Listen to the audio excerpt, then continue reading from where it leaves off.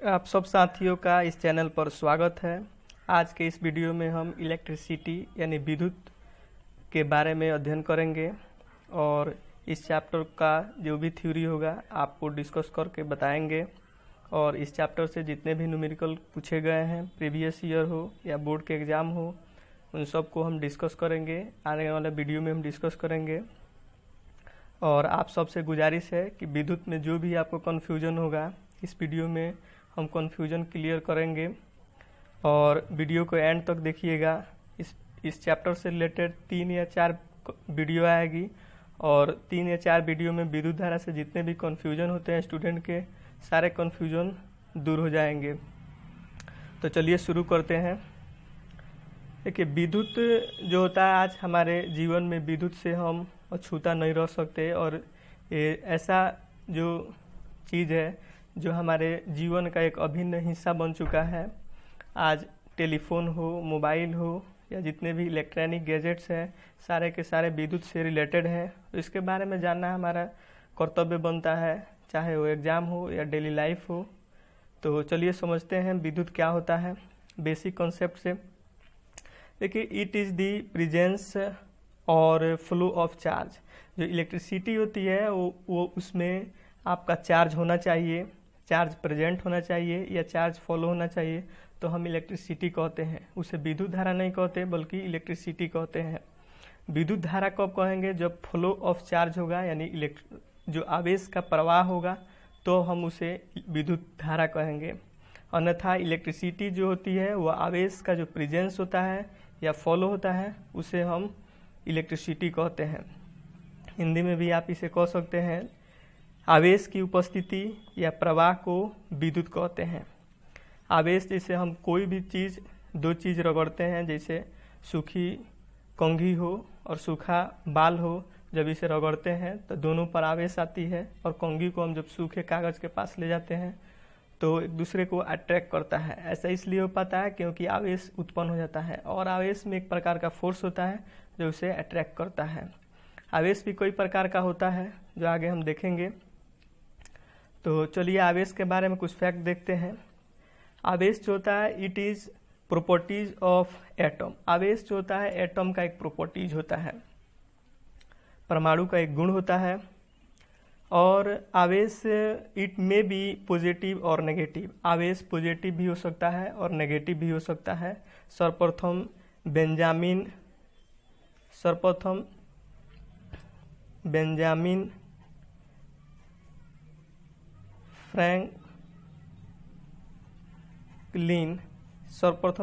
Franklin ने बताया कि आवेश पॉजिटिव और नेगेटिव होता है। आवेश पॉजिटिव और नेगेटिव होता है।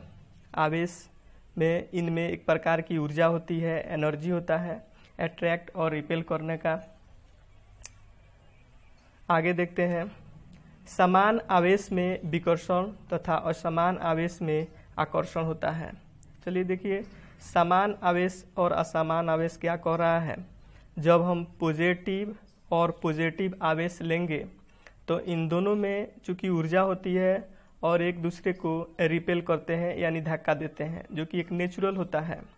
इसमें कोई बनावटी नहीं होता है, यह प्रकृति की देन है। प्रकृति के हिसाब से समान आवेश में विकर्षण होता है, चाहे वह प्लस प्लस हो या माइनस माइनस हो। इनमें ऑलवेज क्या होती है, तो विकर्षण होती है।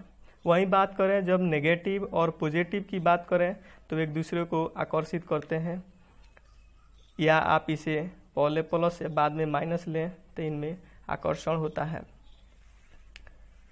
चूँकि आवेश का ऐसा ही मात्रक कूलम्ब होता है, चूँकि यह कूलम्ब वैज्ञानिक के नाम पर उनके सम्मान में कूलम्ब रखा गया है। आवेश का मात्रक कूलम्ब होता है और इसका जो सिंबल होता है वह कैपिटल सी होता है। आवेश का जो सिंबल होता है आप कैपिटल सी से इसे डिनोट कर सकते हैं। आगे देखिए, आवेश के कुछ अन्य फैक्ट के बारे में भी जानते हैं। आवेश जो होता है उस पर कितने इलेक्ट्रॉन, एक कूलम्ब आवेश में कितने इलेक्ट्रॉन होते हैं, एक इलेक्ट्रॉन पर कितना आवेश होता है, कितना चार्ज होता है, इसके बारे में समझते हैं। जैसे एक इलेक्ट्रॉन पर आवेश जो होता है वो -1.6 इंटू 10⁻⁻19 कूलम्ब आवेश होता है। आप पॉजिटिव जब प्रोटॉन पर बात की जाए तो प्रोटॉन पर केवल आपको माइनस साइन हटा देना है और 1.6 इंटू 10⁻⁻19 कूलम्ब बताना है। यानी इलेक्ट्रॉन पर आवेश -1.6 इंटू 10⁻19 कूलम्ब बताना है और प्रोटॉन पर 1.6 इंटू 10⁻19 कूलम्ब बताना है। न्यूट्रॉन की बात आती है तो न्यूट्रॉन पर आवेश नहीं होता है, उस पर शून्य आवेश होता है। चलिए नेक्स्ट टॉपिक देखते हैं नेक्स्ट पेज पर।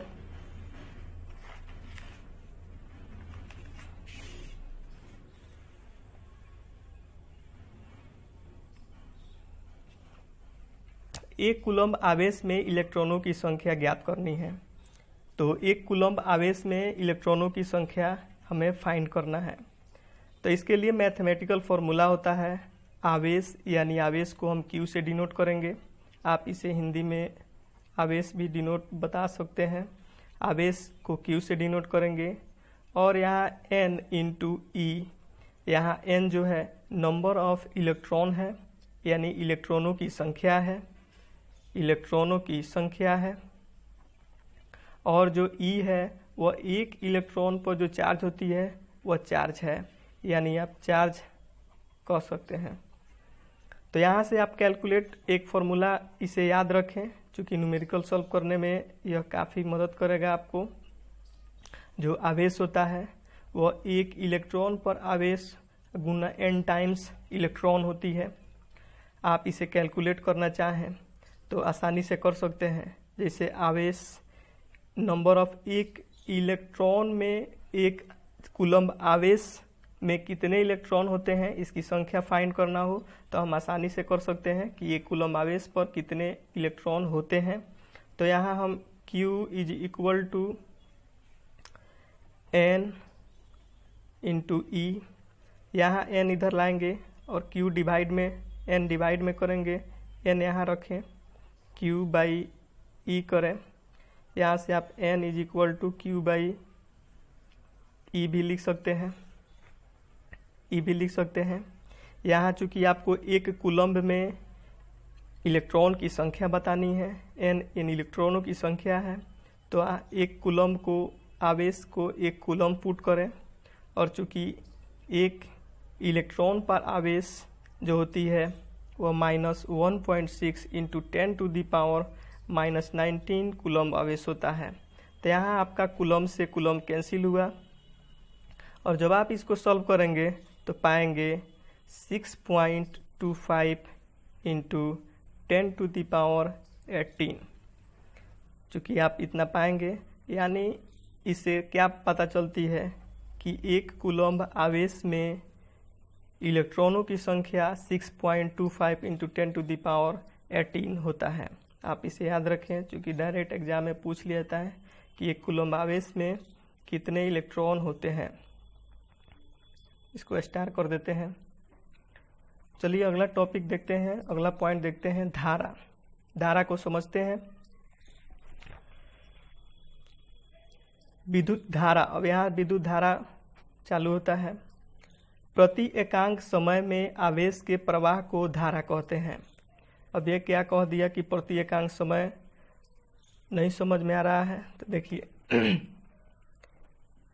जब किसी वायर में यदि यहाँ आवेश उत्पन्न हुई है, आवेश यहाँ उत्पन्न हुई है और इस आवेश को आप यहाँ से यहाँ लाना चाहते हैं या किसी यंत्र द्वारा लाना चाहते हैं तो कैसे लाएंगे?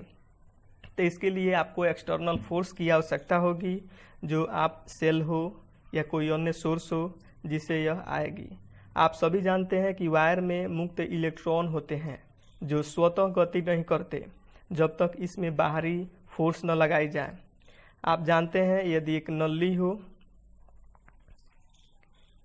हो और इस नली में इलेक्ट्रॉन हो या पानी हो और यह नली दोनों तरफ से बंद हो और इसका पानी यदि प्रवाहित करने के लिए हमें इसे तिरछा करना पड़ेगा, यानी नली को यदि हम ऐसे कर दें तो आसानी से पानी प्रवाहित हो जाएगी। पानी हो या इलेक्ट्रॉन हो या कुछ भी हो, ढाल प्राप्त करते ही यह प्राप्त हो जाएगी। चूँकि यहाँ इसका हाइट यहाँ ज़्यादा है पोटेंशियल एनर्जी ज़्यादा है जिसके कारण यह प्रवाहित होगी। तो पानी हो या कुछ भी हो, एनर्जी बढ़ने के लिए एनर्जी चाहिए इन्हें। तो उसी तरह इलेक्ट्रॉन को प्रवाहित करने के लिए कोई एक्सटर्नल सोर्स चाहिए, चाहे वो बैटरी हो या कोई अन्य सोर्स हो। तो इसीलिए विद्युत धारा प्रवाहित करने के लिए हमें कोई ना कोई सोर्स की आवश्यकता होती है। और चूंकि डेफिनेशन बताता है कि प्रति एकांक समय में जो आवेश प्रवाह होती है वह धारा कहलाती है। तो इस आवेश को यहाँ से कहीं तक जाने में, यानी 1 सेकेंड में जितना दूरी तय करती है उतना दूरी तय करने में जो धारा उत्पन्न होती है वो आपका करंट कहलाता है। इसे मैथमेटिकली आप लिख सकते हैं current is equal to charge upon time, यानी आवेश और समय का अनुपात होता है। चूँकि यहाँ चार्ज कूलम में आपको लेना है, चार्ज का यूनिट कूलम होगा, और टाइम यहाँ सेकेंड लेना है, तो आप धारा का यूनिट एम्पियर भी बता सकते हैं, कूलम पर सेकेंड भी कह सकते हैं, कोई प्रॉब्लम नहीं होगा, दोनों आपका करेक्ट होगा। आगे देखते हैं, धारा का एसआई मात्रक एम्पियर होता है, और आंद्रे मेरी एम्पियर के नाम पर धारा का एसआई मात्रक रखा गया है। चूँकि यह एक नाम है तो इसीलिए धारा का एसआई यूनिट एम्पियर होता है, और आप इसे कैपिटल ए से डिनोट करेंगे, एम्पियर को कैपिटल ए से डिनोट करेंगे। और धारा को आमीटर से मापा जाता है, क्योंकि इसका यूनिट एसआई यूनिट एम्पियर होता है, लेकिन जो यंत्र होता है मापने का धारा वो आमीटर से ही मापा जाता है, आमीटर से मापा जाता है। अन्य भी इसके छोटे छोटे यूनिट हैं, जैसे मिली एम्पियर, माइक्रो एम्पियर। तो मिली एम्पियर में आपका 1 मिली एम्पियर जो होता है 10⁻³ एम्पियर के बराबर होता है, जो कि छोटा यूनिट है, और ये काफ़ी एक बार एग्जाम में पूछा गया, इसलिए इसको स्टार कर देते हैं। और एक और यूनिट है माइक्रो एम्पियर, जिसे यह जो ग्रीक वर्ड है इसे म्यू कहा जाता है, म्यू कहा जाता है, आप इसे म्यू याद रखेंगे, म्यू कहा जाता है। तो माइक्रो एम्पियर में 10⁻⁻6 एम्पियर होता है, ये भी स्टार लगा देते हैं, ये भी कई बार एग्जाम में आपका पूछा जा चुका है। आगे देखते हैं आमीटर। चूँकि विद्युत धारा को मापने वाला मशीन जो है आमीटर ही है, तो कुछ आमीटर के बारे में भी जानते हैं कि आमीटर क्या होता है। चलिए देखते हैं। इट हैज़ लो रेजिस्टेंस, इसका प्रतिरोध कम होता है। अब प्रतिरोध क्या होता है इसके बारे में हम नेक्स्ट लेक्चर में बात करेंगे कि प्रतिरोध क्या होता है। बस आप इतना याद रखें कि आमीटर का प्रतिरोध कम होता है।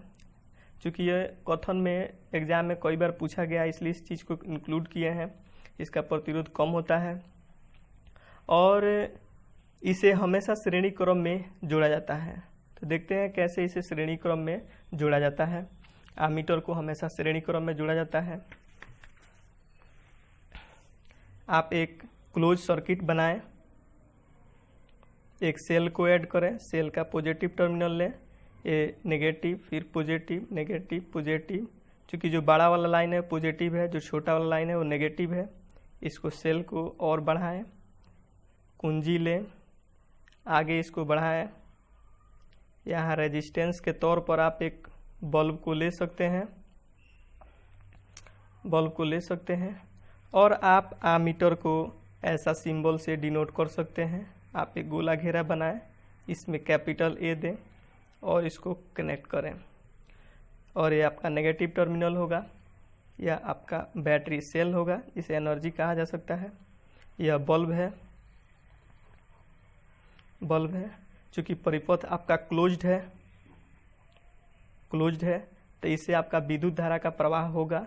आप एक बात याद रखें, क्लोज सर्किट से ही विद्युत धारा का प्रवाह होता है, ओपन सर्किट से विद्युत धारा का प्रवाह नहीं होता है।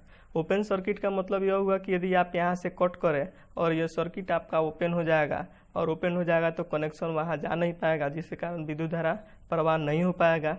तो इसीलिए क्लोज सर्किट से ही विद्युत धारा का प्रवाह होता है, खुले सर्किट से नहीं।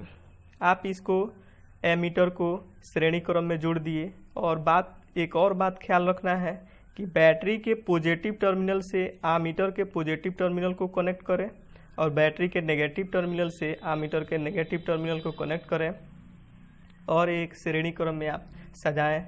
तो आपका जो बल्ब का रीडिंग है, बल्ब कितना एनर्जी खपत कर रहा है, आमीटर आपको शो करेगा। आमीटर आप लोग देखे भी होंगे। आमीटर